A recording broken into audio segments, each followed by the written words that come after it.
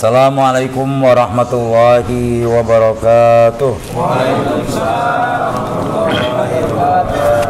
Bismillah, assalatu wassalamu ala rasulillah wa ala alihi wa sahbihi wa man tabi'ahu wa mawala.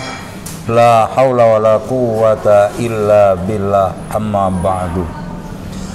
Pemirsa Darul Amanah Channel dimanapun Anda berada, jumpa lagi dalam bingkai acara Ngobrol Perihal Islam bersama Buya Haitami sambil ngopi. Alhamdulillah, setelah kita break beberapa pertemuan, saat ini kita berjumpa kembali dalam episode yang ke-54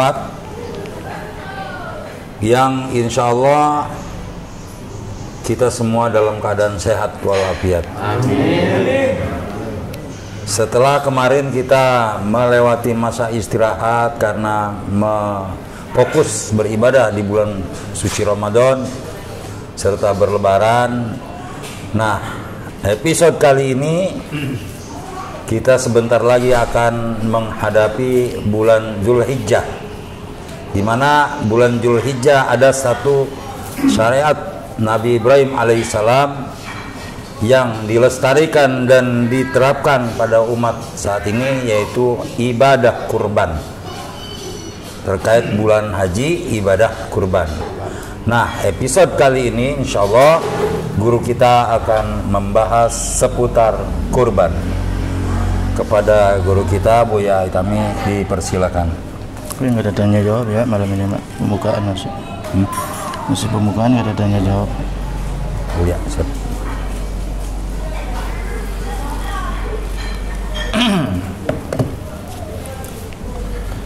Assalamualaikum warahmatullahi wabarakatuh. Waalaikumsalam warahmatullahi wabarakatuh. Alhamdulillahilladzi ja'ala udhiyah min sya'airil Islam. Asyhadu an la ilaha illallah wahdahu la syarika lah. Wa asyhadu anna sayyidana Muhammadan abduhu wa rasuluh. Allahumma salli ala sayyidina Muhammad Allahumma salli wa sallim wa ala ali sayyidina Muhammad wa ashabihi ajmain, amma ba'du. Qala Allah ta'ala fi kitabihil karim, a'udzubillahi minasyaitonir rajim. Bismillahirrahmanirrahim. Inna a'tainakal kautsar fasholli li rabbika wanhar inna sya'ni'aka wal abtar. Wa qala Rasulullah sallallahu alaihi wasallam, man wajada sa'atan falam yudhi fala yaqrabanna musallana. Rabbi shrah li sadri wa yassir li amri wahlul 'uqdatam min lisani yafqahu qawli. Rabbi zidni ilman nafi'a warzuqni fahman jaida fil lail wa nahar. Amma ba'du.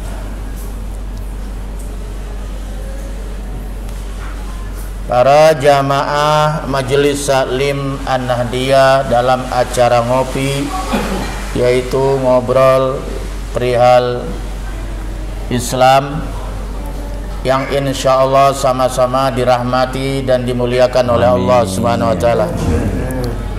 Wabil khusus sahibul bait Bapak Haji Ade Tiar beserta keluarga, mudah-mudahan rumahnya diberkahi oleh Allah Subhanahu wa Ta'ala. Amin. Allah turunkan kebaikan-kebaikan di dalam rumah tangganya, istrinya menjadi istri yang soleha, anak-anaknya menjadi anak yang soleh dan soleha, berbakti kepada kedua orang tua, sujud kepada Allah, digampangkan rezekinya dan juga dimudahkan jodohnya.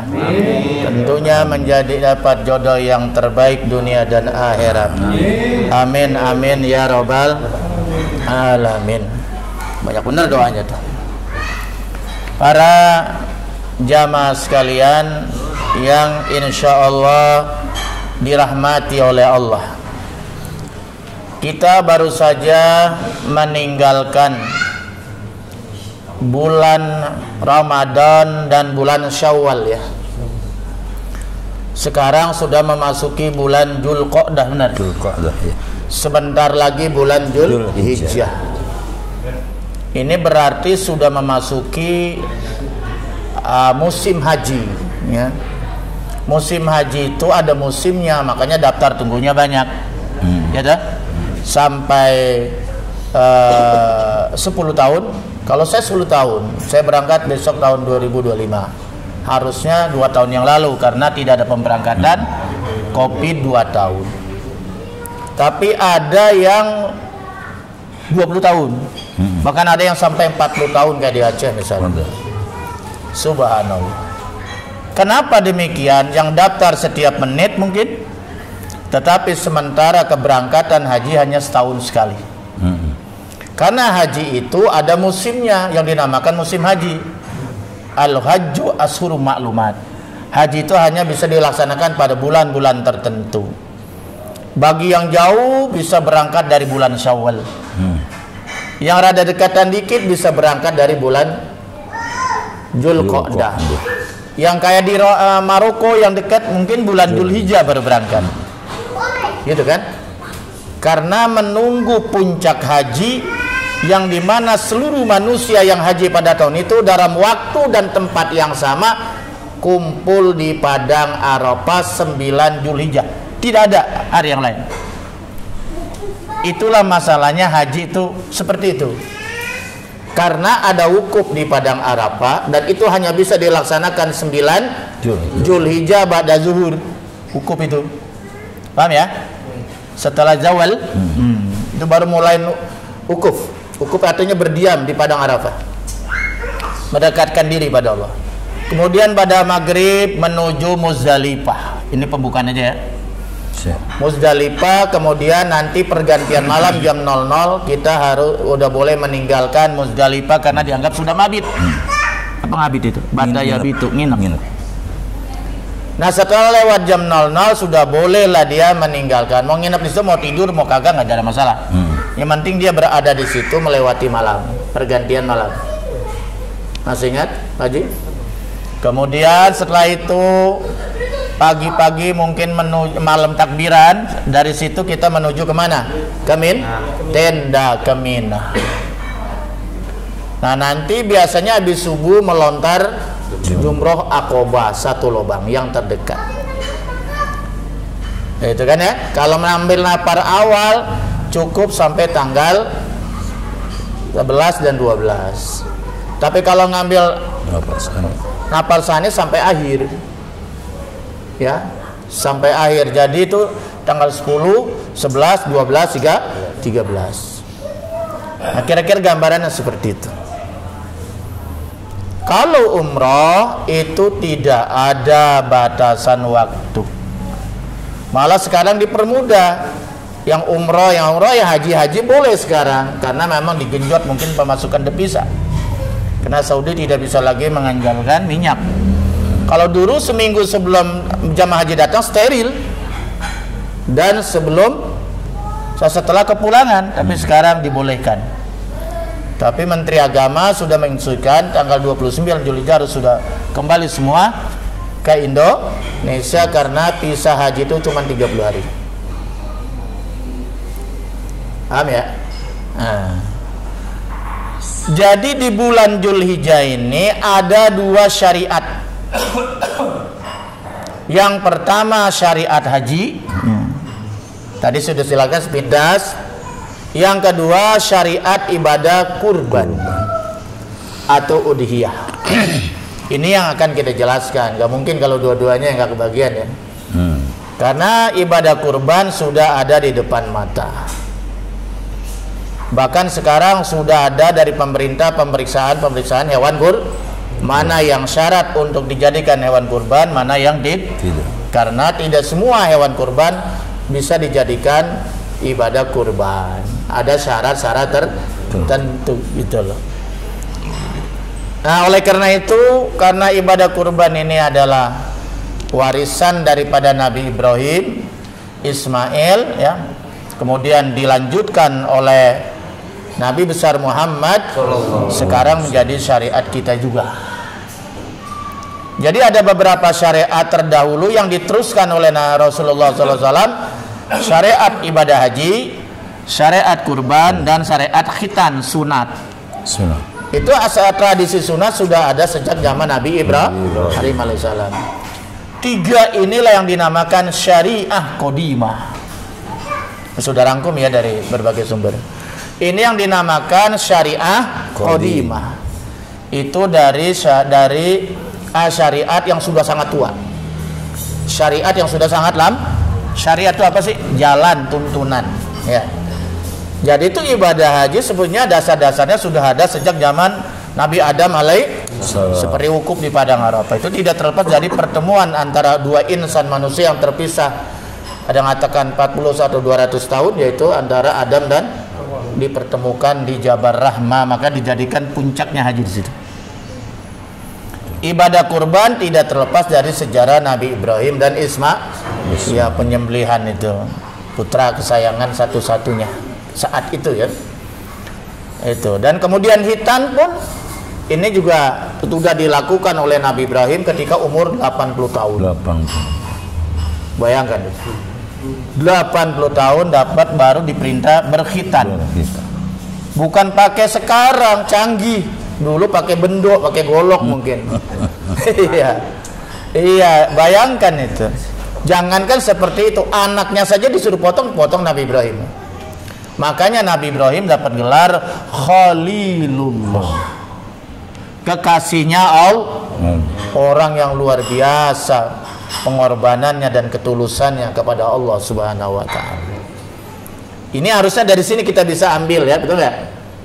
Kita kadang-kadang nih manusia karena udah hubud dunia, jangankan mengorbankan anak, mengorbankan 1 ekor kambing aja seumur hidup, berat rasanya itu. Nauzubillah min.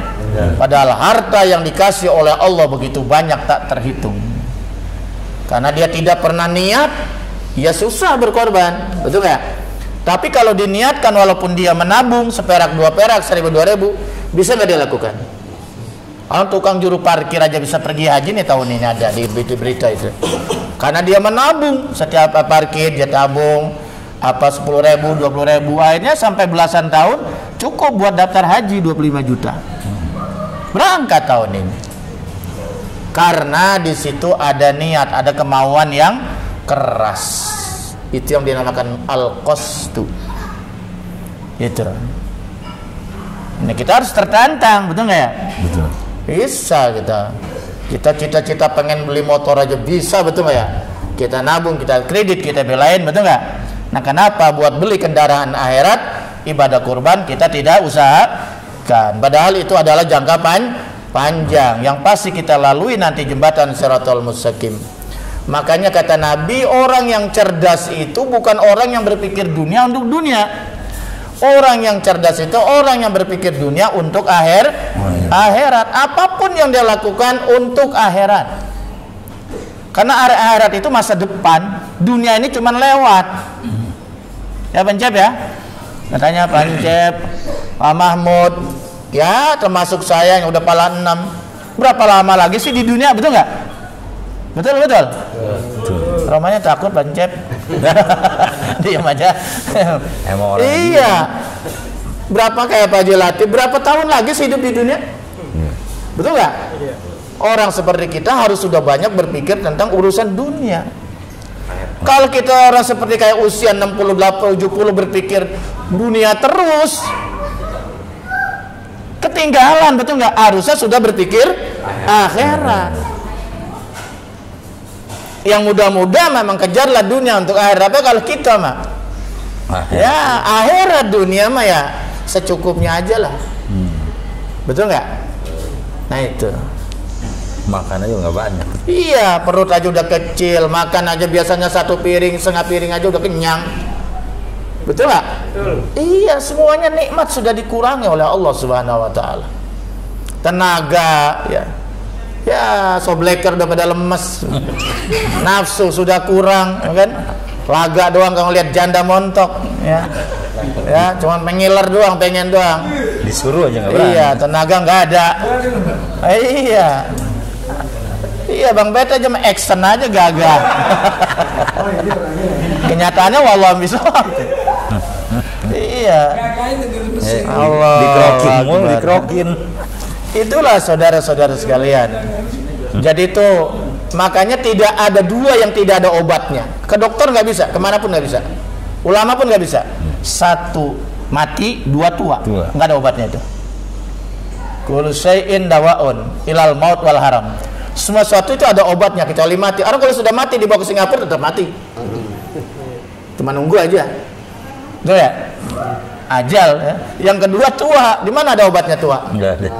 Emang orang makin tua, makin gagah, makin cakep? Nggak ada. Jadi poles sono poles ini tetap kelihatan tua. Kan umur mah nggak bisa dibohongi, betul.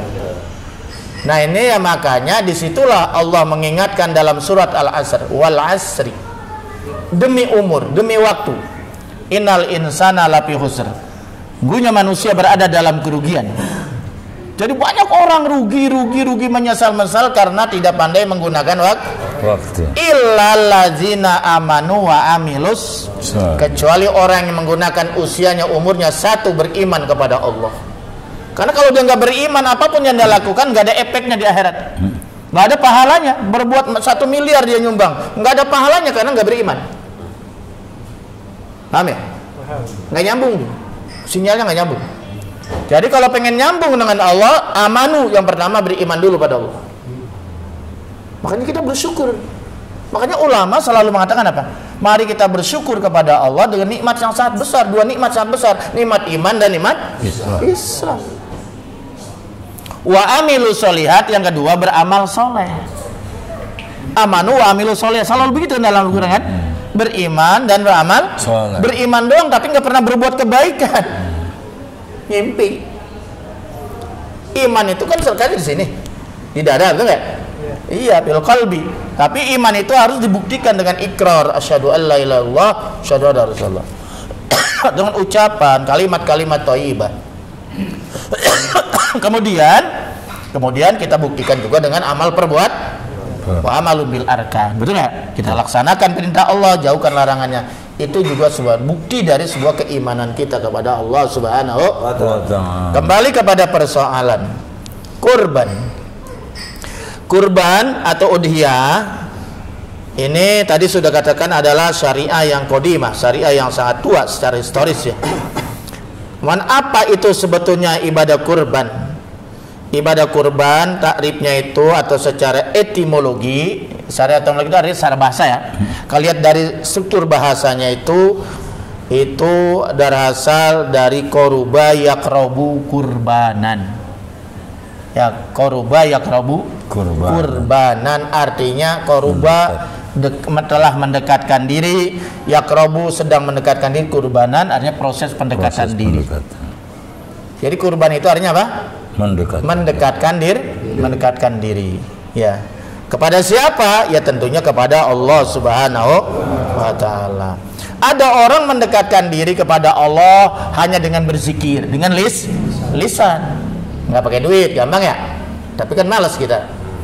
Ada orang mendekatkan diri pada Allah dengan harta, namanya zakat, infak, sedekah.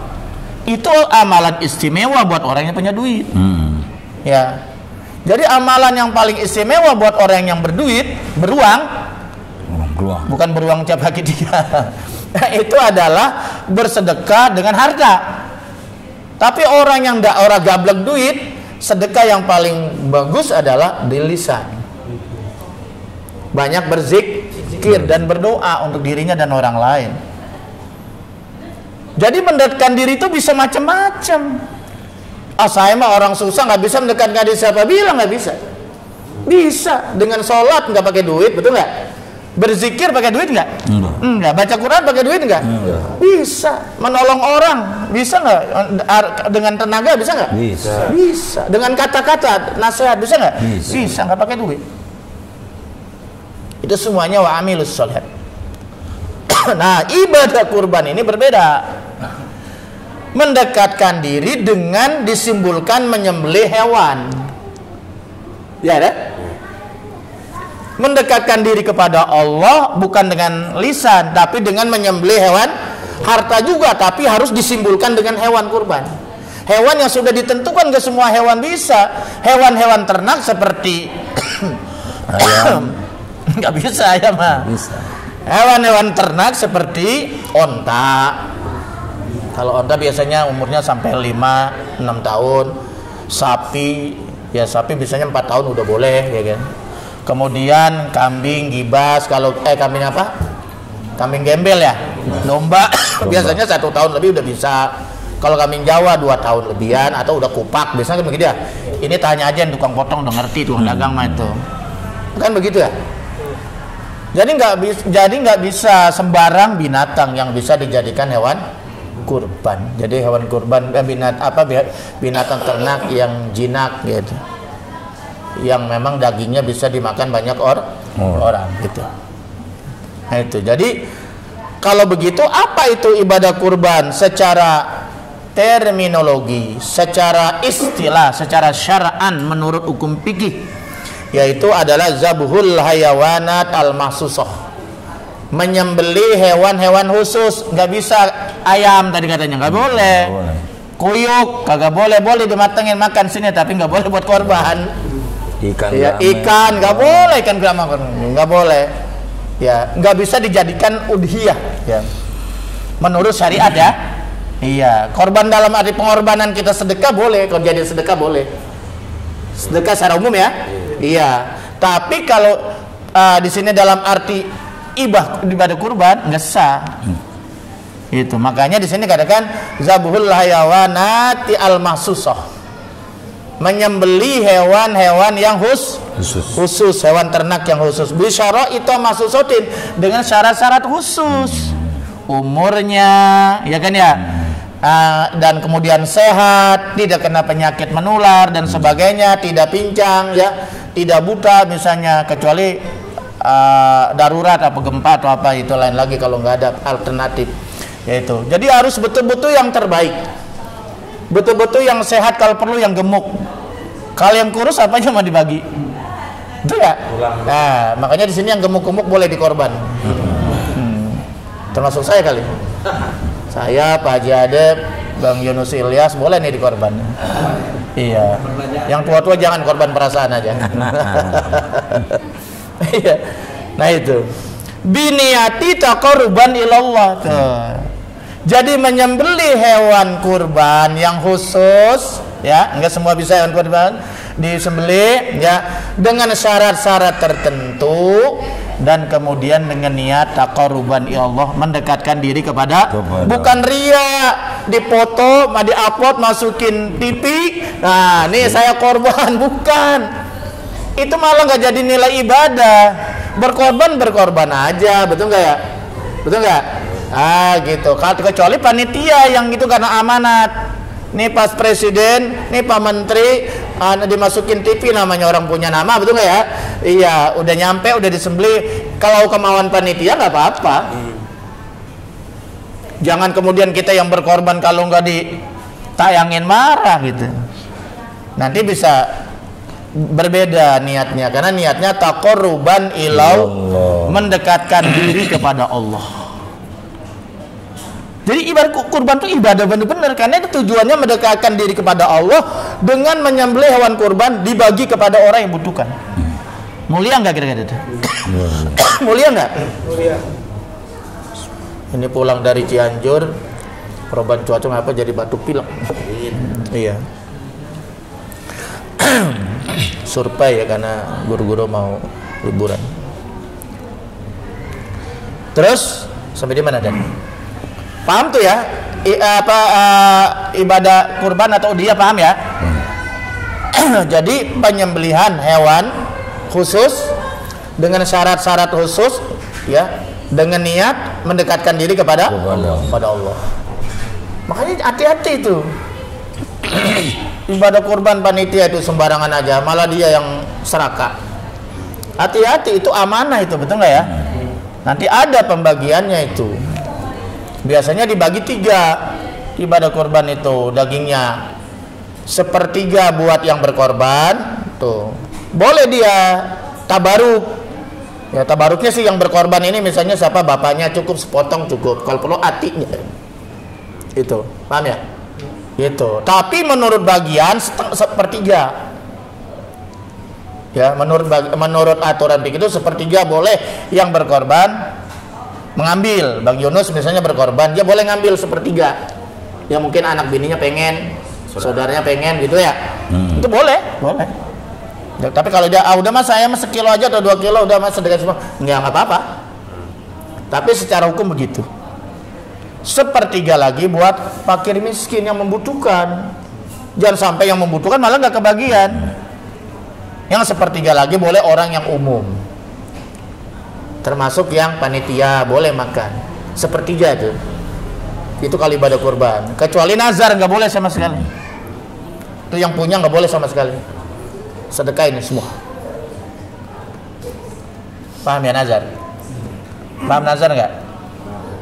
Niat. Kalau saya sehat, janji. Sembuh dari penyakit, janji Allah, demi Allah saya akan berkorban tahun. Wajib bayar utang, nggak boleh makan sedikit pun. Bayar utang. Hatta kulitnya, hatta bulunya. Bagaimana kalau kita itu ibadah korbannya ibadah sunnah, bukannya dinazarkan, ya? Walaupun nanti ada perbedaan hukum, ibadah korban itu sunnah apa wajib? Nah, itu boleh tadi, ya. Tabaruk boleh. Tapi yang kagak boleh itu kulitnya, palanya, dagingnya dijadikan upah, itu yang kagak boleh. Upah mah kita siapin apa 100.000 apa 50.000 buat potong, betul nggak ya? Jangan diambil dari nih kulitnya buat upahnya, kulitnya nih upahnya, palanya itu nggak boleh. Bukan ibadah lagi kalau begitu. Paham ya? Masih ada yang begitu? Masih ada nggak? Enggak. Pak, tolong sembelihin hewan korban saya, tapi upahnya nintar pahanya sebelah. Nggak boleh. Bagi mah bagi aja. Jadi upah itu harus dari luar itu. Siapin aja duit, betul nggak ya? Paham nggak nih? Kadang-kadang ada salah kaprah itu. Nggak boleh itu. Kemudian bagaimana hukum kurban? Ini saya agak detail karena nanti saya nggak buka tanya jawab. Karena ini baru pembukaan ya. Hukum ibadah kurban atau udhiyah ini ada 2 hukum, ada 2 versi. Menurut mazhab dalam mazhab Hanafiyah, Imam Abu Hanifah, Imam Hanafi biasanya nyebutnya ya. Itu asal ibadah kurban wajib bagi yang mampu gitu ya. Ya korban kan yang mampu ya, yang ada rezeki pada tahun itu, ada keluasan rezeki pada tahun itu. Itu kalau orang yang mampu hukumnya wajib. Ngerti wajib ya? Dikerjakan dapat pahala, ya ditinggalkan dosa. Dapat dosa. Jadi kalau nggak korban dosa. Itu. Kalau mampu tuh. Nah, ini termasuk khilatil ulama, pendapat minoritas ya. Pendapat minoritas, enggak terlalu banyak yang berpendapat bahwa ibadah kurban itu wajib. Dalilnya surat yang cukup pendek, Al-Kautsar. A'udzubillahi minasyaitonirrajim. Bismillahirrahmanirrahim. Inna a'tainakal kautsar. Sesungguhnya kami telah memberikan kepada engkau ya Muhammad. Inna, sungguhnya kami. Kalau kami berarti Tuhan banyak dong? Enggak. Ini namanya domirnya mu'azzam li nafsi. Allah membesarkan diri. Kalau itu agung, besar, makanya Allah menggunakan kata nahnu. Kadang-kadang kita juga ngomong begitu kan, kalau mau orang-orang besar, kita pakai bukan bahasa saya. Kami, betul nggak ya? Padahal dia sendiri, tapi ngomongnya sama Allah juga. Inna, ya, sungguhnya kami a'taina telah memberikan kepada engkau Muhammad al-Kautsar, rezeki yang banyak. Nabi baksa disimak apa tandanya hektaran? Tidak. punya mutiara? Tidak. Punya emas 1 kilo, 2 kilo, 3 kilo? Enggak. Jadi apa yang dimaksud Nabi itu dikasih rezeki yang banyak, Al-Kausar, syai'un kasir? Karena Nabi itu dikasih rezeki yang nilainya lebih dari dunia. Apa itu? Pangkat kenabian, nubuwah. Ini nilainya nggak bisa ukur dengan dunia. Nabi punya pangkat kenabi. Yang kedua, Nabi maksum, terlindung daripada segala salah dan dosa. Ketiga, Nabi sudah diampuni dosa-dosanya. Keempat, Nabi sudah disediakan surga. Makanya Al-Kausar itu mengatakan telaga Kausar. Ya dah. Malah Nabi nanti di akhirat padang mahsyar orang yang pertama kali diberi hak prerogatif untuk memberikan syafaat kepada seluruh umat manusia, bukan hanya kepada umatnya, bukan hanya kepada umat Islam, seluruh umat manusia. Makanya dinamakan syafaatul kubro, syafaatul uzma. Hebat ya? Hebat nggak? Luar biasa. Bangga kita kan jadi umatnya Rasulullah SAW. Harus bangga. Harus. Masya Allah. Nabi-nabi yang lain nggak mau beri syafaat, malu sebelum Nabi memberikan syafaat karena punya salah. Nabi tidak. Nabi nggak pernah buat salah, karena mau salah langsung ditegur oleh Allah. Nasumnya. Fasholli li rabbika wanhar. Salatlah. Ada yang mengatakan di sini salatnya maksudnya salat Idul Adha 2 rakaat. Setelah salat wanhar, fasholli li rabbika, salatlah untuk Tuhanmu. Ya sekitar salat ibadah untuk Allah ya. Wanhar, pakai hak kecil, wanhar, dan berkorban. Korban. Ya, makanya disebut tanggal 10 itu Yaumun Nahar. Hari penyembelihan, korban. Wanhar, berkorbanlah, bersembelihlah. Makanya tuntunan fikih itu berurutan. Salat dulu, kemudian khutbah, baru setelah itu boleh menyelaksanakan hewan kurban. Kalau belum salat, nggak boleh melaksanakan ibadah korban. Jadi itu penyembelihan korban itu kambing yang kita potong, sapi yang kita potong sebelum selesai sholat id di kampung itu tidak sah sebagai ibadah kurban, tapi sebagai ibadah penyembelihan biasa. Jadi sedekah biasa, bukan sedekah kurban jadinya. Artinya secara hukum fikih dia belum gugur, belum melaksanakan ibadah kurban. Nah, karena di sini begitu, sholat dulu baru wanhar, ya barulah pelaksanaan ibadah kurban. Kalau menyontoh Nabi begitu. Kemudian ini yang berpendapat wajib ya, karena fasholli li rabbika wanhar, sholatlah untuk Tuhanmu dan kemudian bersembelih. Wanhar di sini fi'il amr. Mungkin kalau nggak disantren kurang tapi paham ya. Fi'il amr, fi'il perintah. Fi'il itu kata kerja ya, kata kerja. Di sini wanhar itu berkorbanlah, perintah kan ya? Karena perintah, makanya di sini perintah, di sini wajib berkorban. Al aslu fil amri lil wujub. Padahal tidak semua al aslu amri bisa juga lin nadab. Gitu. Diperkuat lagi oleh hadis diriwayatkan oleh Ibnu Majah. Qala Nabi sallallahu alaihi wasallam, man wajada sa'atan falam yudahi. Dalam teks yang lain, man wajada sa'atan ay man lahu sa'atun. Ada juga yang begitu, bukan man jada wasatan, man lahu sa'atun.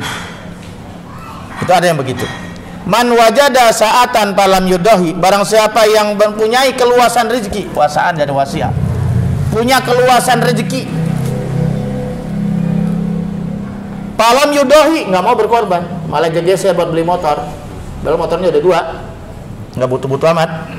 Falam yudahi, dan dia nggak mau berkorban. Fala yakrobanna, pakai tasdid, nun taukid. Fala yakrobanna, jangan sekali-kali dia mendekat, jangan sekali-kali dia mendekat musolana, tempat sholat saya. Nggak mau tuh orang begitu mampir di tempat sholatnya Nabi. Kenapa? Dianggapnya orang pelit. Nah, karena ini hadis agak keras, makanya Imam Abu Hanifah ngambil kesimpulan asal ibadah kurban atau udhiyah bagi yang mampu punya keluasan rezeki hukumnya wajib. Mau tahu nggak pendapat yang lain? Mau ya? Iya dong. Pendapat yang kedua, ini agak enak.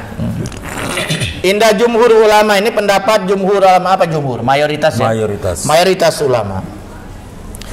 Di mazhab Asy-Syafi'iyah, ini mazhabnya Imam Syafi'i. Ya, ini paling banyak di Indonesia. Ya. Kalau di Iran itu mazhabnya Syiah ya.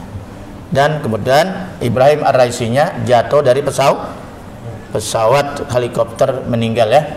Jadi sedang berduka ini Republik Iran karena presidennya meninggal ya. Kayaknya mau diganti sementara oleh Muhammad Khabar ya. Qala Nabi sallallahu alaihi wasallam. Allahumma shalli wa sallim wa barik alaihi. Ini pendapat Imam Syafi'i ya. Ini hukumnya sunnah muakkadah. Jadi enggak wajib, tapi sunnah muakkadah. Sunnah muakkadah itu apa? Muakkadah apa dah? Yang dikuatkan. Ya, mendekati wajib lah, kira-kira begitu. Ada yang mengatakan juga ini termasuk juga Malikiyah. Qala Nabi sallallahu alaihi wasallam. Ini hadisnya ya, yang dipegang oleh mazhab jumhur ulama ini dalam mazhab Syafi'i. Ulama-ulama yang mengikut Imam Syafi'i. Umirtu bin nahri, aku diperintahkan berkorban. Wa huwa sunnatul lakum, tapi dia adalah sunat buat kalian. Nah, jadi kata Nabi, ini sunnah. Kalau aku diperintahkan wajib, tapi kamu sunnah. Dia ngomong sama sahabat begitu. Jadi kita termasuk sunnah hukumnya. Rawahu Tirmizi, hadis riwayat Imam Tirmizi. Dalil yang kedua, kutiba alayya an-nahru wa laysa biwajibin alaikum. Aku diwajibkan berkorban, tapi dia bukan wajib atas kalian. Jadi bagi Nabi wajib, tapi bagi umatnya sunnah, tidak diwajibkan. Ya, selain wajib berarti sunnah. Tadi ada mengatakan sunnah muakkadah. Hadis riwayat Imam Daruqutni gitu. Jadi bagaimana tuh implikasi hukumnya kalau dengan dalil-dalil di atas? Kalau menurut berpegang dengan jumhur ulama ini yang mengatakan sunnah muakkadah, jadi orang yang tidak berkorban walaupun duitnya banyak nggak dosa. Enggak. Mempelit. Karena muakkadah. Iya, nggak dosa. Tapi kalau yang berpendapat wajib kayak Imam Abu Hanifah dosa. Itu implikasi hukumnya begitu, paham ya? Imam Syafi'i nggak dosa, cuman dia termasuk dosanya dosa moral, dosa pelit. Dongan loh, duit ada banyak orang susah, apalagi bencana kayak di Sumatera Barat, betul nggak ya? Iya, masa lu kagak mau sedekah supaya orang tuh sekali-kali makan daging jangan ikan asin melulu, betul nggak ya? Sekali-kali makannya jangan jengkol melulu. Daging sekali-kali, betul nggak? Nyate gitu. Kalau mereka tersenyum-senyumnya itu kan doa membuat barokah, betul nggak? Subhanallah. Kapan lagi membuat senyum mereka? Gitu. Duit kamu banyak, setiap hari makan di restoran, setiap minggu makan di restoran ini, restoran ini, restoran ini. Masa setahun sekali saja nggak mau? Misalnya ya, nah itu. Jadi dosanya termasuk dosa pelit, dosa moral itu. Nah, al-bakhilu, ada sebuah hadis apa itu? Ta'amus sakhi itu dawaun. Makanannya orang-orang yang dermawan itu jadi obat. Ini mudah-mudahan jadi obat nih. Ya, jadi makanan orang yang dermawan disajikan kepada kita, minum kalau perlu habisin. Itu jadi obat. Tapi ta'amul bakhil daun, penyakit. Nah, tapi makanannya orang-orang pelit itu menjadi penyakit, bisa menular. Ketularan pelit. Menular juga ya kalau. Iya, kalau kita berteman sama orang pelit ikut pelit. Su'ul khuluqi yu'di. Akhlak yang buruk itu menular. Gitu, su'ul khuluqi yu'di. Al-as-sakhi, orang yang dermawan itu qaribu minallah, dekat dengan Allah. Qaribu minan Ba'id minan nar. Qaribu minan nas, dan dekat juga dengan manusia. Wa qaribu minal jannah, dekat dengan surga. Tapi orang bakhil Ba'idun minallah, ba'idun minan nas, qaribu minan. Dekat dengan neraka. Lagi secara umum orang itu nggak suka sama orang pelit, betul nggak? Betul nggak? Nah, makanya nanti diganti di surga. Di surga itu udah nggak perlu lagi kerja keras apapun, nggak perlu lagi sholat, ya. Nggak perlu apa saja. Sudah tujuannya cuma nyender aja, menikmati surga. Iya. Kagak berak, nyantai, kagak ingusan, kagak kencing, kagak head, kagak apa-apa. Jadi keluarnya kemana Pak? Keluarnya melalui keringat. Dan keringat itu harum. Enak gak hidup begitu? Nggak perlu cebok. Iya. Istri kita nanti bidadari nggak perlu head, selalu Andrian, siap pakai, selalu perawan. Kagak pakai mandi. Iya, nggak perlu. Lah udah kan udah kerja semuanya, udah capek di dunia, betul nggak? Di sana tinggal menikmati saja. Kalau masuk. Iya. Malah satu penduduk surga itu dikasih bisa menggoli 40 bidadari. Kita satu aja loh ya. Onder dirinya ganti nanti mah. Iya. Dan di surga itu tidak pernah tua, tidak pernah muda. Kira-kira umurnya 33 tahun. Kan sedang-sedang hebatnya itu. Antara saya dah. Nah, aku lagi. Emang 33 tahun? Iya. Iya, udah sedang-sedangnya luar biasa itu. Iya. Iya, kalau kita mau berkorban ya di dunia, betul nggak? Di sana nggak perlu motong sembelih hewan korban lagi, udah nggak perlu. Apa yang kita inginkan sudah ada. Pengen apa? Jeruk langsung ada di depan mata, anggur langsung ada. Homer aja halal di sana, Pak. Homer halal. Apa yang diharamkan di dunia di sana halal. Apa nggak ada rasa cemburu kalau punya bidadari banyak? Nggak ada cemburu, udah dicabut, dibuang. Rokok mah nggak ada. Semuanya patuh kepada perintah Allah Subhanahu wa taala. Rokok nggak ada. Karena apinya nggak ada, Bu ya. Oh iya. Apinya nggak ada. Ada neraka apinya. Rokoknya nggak ada jualan sama. Iya, jualan. Itu mah kata toko itu. Hah? Iya. Ini meromannya mengerokok susah banget berhenti. Saya pernah dengar itu kalau kita punya duit seukuran kita beli kambing, misalnya di tabungan kita, itu katanya wajib. Itu pendapat yang mana? Ya Hanafi. Imam Hanafi berarti. Hanafi. Imam Abu Hanifah. Iya. Keluasan rezeki itu artinya tidak mengganggu nafkah wajib. Iya. Pas-pasan buat beli kambing, sementara anak kagak makan, bini nggak makan, ya kacau. Kacau juga, ribet itu. Betul nggak? Maksudnya nafkah wajib tetap ada, begitu loh. Ya dah? Imam Syafi'i itu apik, Imam Syafi'i itu. Tabungan aman. Tabungan gitu dia, di tabungan. Iya, tabungan aman di luar kewajiban. Iya, kalau tabungan kan namanya itu mah di luar itu, di luar nafkah wajib. Nah, berarti orang itu punya kemampuan, punya lebih, karena bisa nabung. Itu Imam Syafi'i itu berbeda masalah haji juga. Kalau Imam Syafi'i biar punya duit buat berangkat, tapi di rumah nggak ada duit, nggak wajib. Anaknya kebelangsak, bininya nggak makan, nggak masak, kan nggak boleh. Tapi dalam mazhab lain boleh. Mau di sana mau sapir, urus biar nggak punya duit di sana buat makan, nggak udah mau tidur di mana kek, mau nyapir boleh, asal ada buat berangkat. Imam Syafi'i belum. Imam Syafi'i itu belum. Syarat haji itu harus istitoah secara fulus, artinya bisa menyelesaikan biaya perjalanan ibadah haji yang ditentukan oleh pemerintah. 2, dia punya keterangan sehat, surat kuning dari dokter, dinyatakan layak menunaikan ibadah haji. Yang ketiga, dia menguasai manasik haji. Yang keempat, perjalanan aman, musafir. Ya, adanya pesawat. Nah, yang ada pelayanan dari pemerintah, perjalanan aman, tidak ada kondisi perang, tidak ada penyakit wabah, dan kemudian ada bekal. Bekal untuk di perjalanan maupun bekal untuk anak yang keluarga yang ditinggalkan. Kalau Imam Syafi'i apik gitu. Kalau belum begitu namanya belum istitoah. Belum mampu. Tapi istitoah itu harus diusahakan. Kayak tadi tuh juru parkir bisa pergi haji, tukang gado-gado bisa pergi haji. Kenapa? Dia ikhtiar, dia nabung, betul ya? Dia nabung, dia persiapkan betul, itu wajib.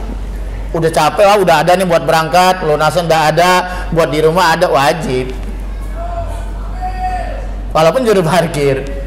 Jadi istitoah itu bisa diusahakan, bisa diikhtiar, bukan diam nunggu dari langit yang nggak bisa. Kalau seperti itu mah, betul nggak? Paham nggak?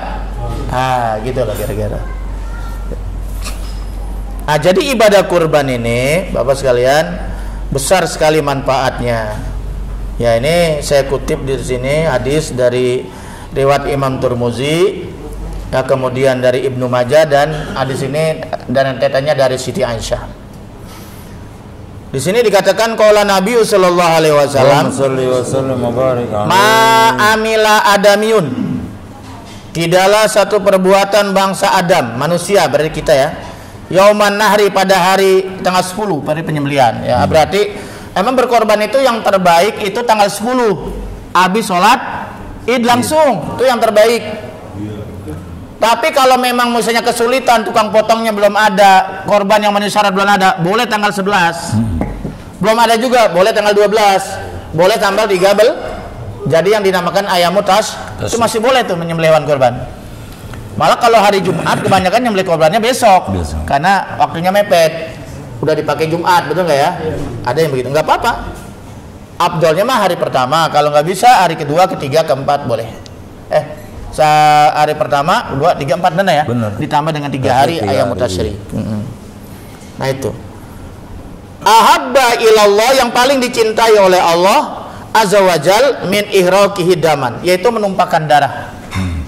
Jadi amalan manusia yang sangat dicintai oleh Allah pada tanggal 10 Zulhijjah itu menyembelih hewan. Itu amalan yang paling hebat, yang paling dicintai oleh Allah. Gitu. Wa innaha latati yaumal qiyamah. Sungguhnya itu ibadah korban yang kita tumpahkan darahnya, kita sembelih, nanti pasti akan datang di hari kiamat. Bikuruniha, dengan tanduknya beri saksi itu. Maka disunahkan yang bertanduk, karena itu jadi saksi. Wa azfariha, dan bahkan kuku-kukunya jadi saksi. Ada nggak ada yang ketinggalan. Wa asy'ariha, dan bulu-bulunya. Bulu-bulunya pun ada nanti di akhirat. Didatangkan. Ini sembelih hewan korban kamu. Coba bayangkan itu. Kalau sampai tanduknya jadi saksi, kukunya jadi saksi, bulunya jadi saksi, siapa yang bisa ngitung bulu? Lah kalau sapi ngitungnya gimana bulunya? Belum kambing, domba, gembel. Coba itu yang gibas, yang banyak benar bulunya. Itu semuanya satu lembar, satu pahala, satu kebaikan. Akan memberikan saksian di akhirat. Wa inadama yaqa'u minallahi azza wajal bimakanin qabla ayaqa'a bil ardi. Dan itu nanti darah sudah tercatat di sisi Allah Subhanahu wa taala, suatu tempat sebelum dia jatuh ke muka bumi. Sebelum jatuh tengucur disembelih ke muka bumi, itu sudah dicatat di sisi Allah Subhanahu wa taala. Dia mau menumpahkan darah ibadah korban untuk sedekah. Malah Nabi Ismail anaknya kan ya, walaupun akhirnya diselamatkan karena sampai detik terakhir Ismail nggak berubah, tetap memotong anaknya sendiri. Ibrahim, ya maksudnya Ibrahim memotong Ismail. Itu sebenarnya ujian aja, simbol. Makanya umat manusia ini kita nggak bisa kayak Ibrahim, makanya diganti dengan hewan korban. Itu masih ogah terlalu, kata Bang Haji. Patibu biha nafsan, maka bersihkanlah, ya, hilangkanlah itu sifat-sifat kebinatangan dengan ibadah kurban itu jiwa kalian. Karena manusia ini punya jiwa kebinatangan. Binatang kawin, manusia kawin. Binatang tidur, manusia tidur. Binatang punya nafsu, manusia punya nafsu. Sama, apa yang beda? Yang membedakan kita punya akal. Betul nggak? Karena kita punya akal diwajibkan menjalankan syariat Allah, itu masalahnya. Makanya kata para ulama ahli mantik, al-insan hayawanun natik, manusia itu hewan yang berpikir, berbicara. Hewan yang bisa berpikir, hewan yang bisa berbicara. Bayangkan itu. Andai kan kita nggak punya logika, nggak punya berpikir, sama hewan. Betul gak? Jadi yang membedakan kita karena kita punya akal. Makanya manusia yang tidak digunakan akal pikirannya, maka dia sama dengan hewan. Bakal balhum adol dalam Al-Quran. Dia lebih rendah daripada Maka bersihkanlah itu sifat-sifat hewan yang ada pada diri kita. Serakah, rakus, menghalalkan segala cara. Dengan apa? Disimpulkan dengan menyembelih hewan kurban. Itu. Oke ya? Itu yang pertama. Yang kedua, filsafatnya Nabi Ibrahim. Kenapa Nabi Ibrahim sampai mau mengorbankan anak? Padahal dia menunggu anak bertahun-tahun, udah usia 80 tahunan. Betul nggak? Sampai dia disuruh kawin lagi oleh bini pertamanya, Siti Sarah. Siapa? Dicariin oleh bini tuanya. Siapa namanya? Siti Hajar. Nggak ketemu di sini mencari bini model begitu. Makanya nyuruh kawin, dicariin lagi. Betul nggak? Cari nenek-nenek lagi. Iya, akhirnya hamil lah tuh. Hamil atas izin Allah, yaitu atas pernikahan Nabi Ibrahim dengan Siti Hajar, yaitu lahirlah Isma. Mulai nunggu bertahun-tahun, walaupun nanti akhirnya Siti Sarah juga hamil juga. Lahirlah yaitu Nabi keturunan Yahudi. Nabi Ibrahim melalui Ibnu Hajar, Nabi lahir Ismail, keturunannya umat termasuk Nabi Muhammad silsilahnya sampai kepada Nabi Ismail Ibrahim gitu. Paham ya? Itu.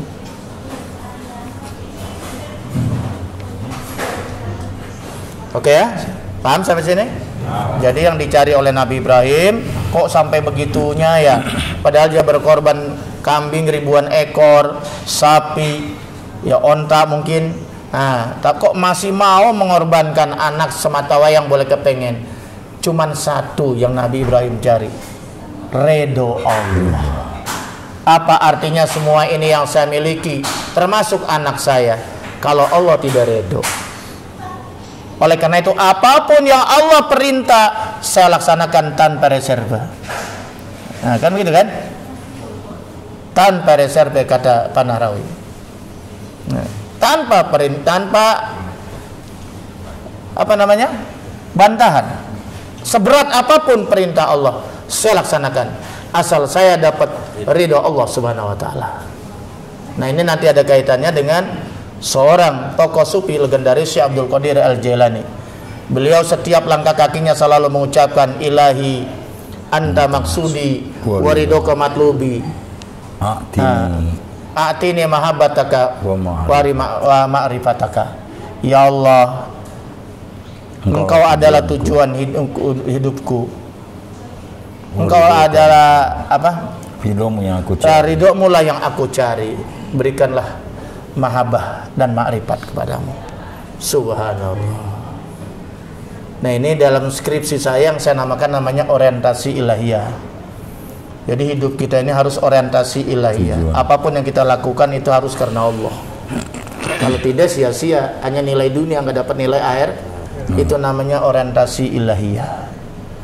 Ya, mudah-mudahan ada manfaatnya. Nah, ini penuh tadi itu filsafat sebetulnya itu ya. Nah, mudah-mudahan ada manfaatnya untuk diri saya dan untuk jamaah sekalian. Mudah-mudahan kita bisa berkorban. Syukur-syukur bisa berkorban dalam bentuk hewan tahun ini. Kalau enggak bisa berkorban dalam bentuk lain, bisa di kesempatan lain. Berkorban bisa kapan saja dan bisa di mana saja. Tapi di Idul Adha ini ada korban yang khusus, yaitu korban bentuk hewan mencari ridho Allah atau mendekatkan diri kepada Allah Subhanahu wa taala. Dan juga yang menunaikan haji pada tahun ini mudah-mudahan diberikan kesehatan, diberikan kekuatan sehingga dapat melaksanakan haji dengan sebaik-baiknya dengan syarat, rukun dan wajibnya, pulang membawa haji yang mabrur, haji yang makbul insyaallah. Sekian, wallahu muwaffiq ila aqwamit thoriq. Wassalamualaikum warahmatullahi wabarakatuh. Waalaikumsalam warahmatullahi wabarakatuh. Alhamdulillahirabbil alamin. Baru saja kita dengarkan kajian dari guru kita seputar dengan ibadah kurban atau udhiyah, di mana ada beberapa hal yang kita bisa tangkap, kita bisa simpulkan bahwa ibadah kurban adalah ibadah untuk mendekatkan diri kepada Allah, yang merupakan simbol kecintaan kita kepada Allah dan simbol pemusnahan akhlak-akhlak buruk atau sifat-sifat kehewanan di dalam diri kita. Dan ibadah kurban adalah ibadah yang wajib dilakukan bagi yang mampu menurut mazhab Imam Abu Hanifah atau Imam Hanafi, dan sunnah muakkad menurut jumhur ulama atau mazhab Imam Syafi'i, di mana kesemuanya itu adalah cara-cara kita yang diajarkan oleh Rasulullah mengikuti syariat Nabi Ibrahim alaihissalam untuk semata-mata mendekatkan diri kepada Allah Subhanahu wa taala. Semoga kita semua yang hadir dalam kesempatan kali ini, kalau Allah berikan keluasan rezeki kepada kita semua besok Idul Adha, semoga pada mampu berkorban. Amin ya rabbal alamin. Minimal sekali seumur hidup ya. Karena ya minimal 1 kali seumur hidup. Tapi kalau buat yang mampu satu itu nggak apa-apa. Iya, bisa setiap tahun. Iya. Ini itu saja yang bisa kita tangkap dari guru kita. Semoga apa yang disampaikan oleh guru kita ini bermanfaat untuk kita semuanya. Amin ya rabbal alamin. Demikian kajian kita dalam bingkai acara ngopi pada malam hari ini.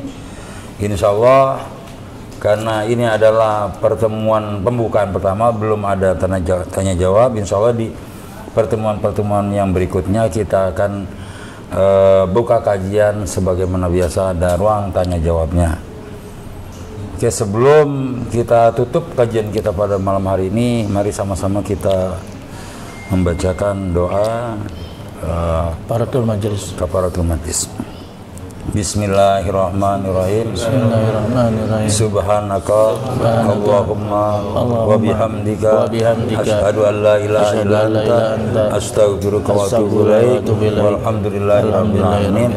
Demikian jumpa kita pada malam hari ini dalam acara ngopi. Saya Hendra Tuko bersama narasumber guru kita Buya Haitami mengucapkan terima kasih atas segala perhatiannya. Mohon maaf atas segala kekurangannya. Akhirul kalam, billahi taufiq wa hidayah. Assalamualaikum warahmatullahi wabarakatuh. Waalaikumsalam warahmatullahi wabarakatuh.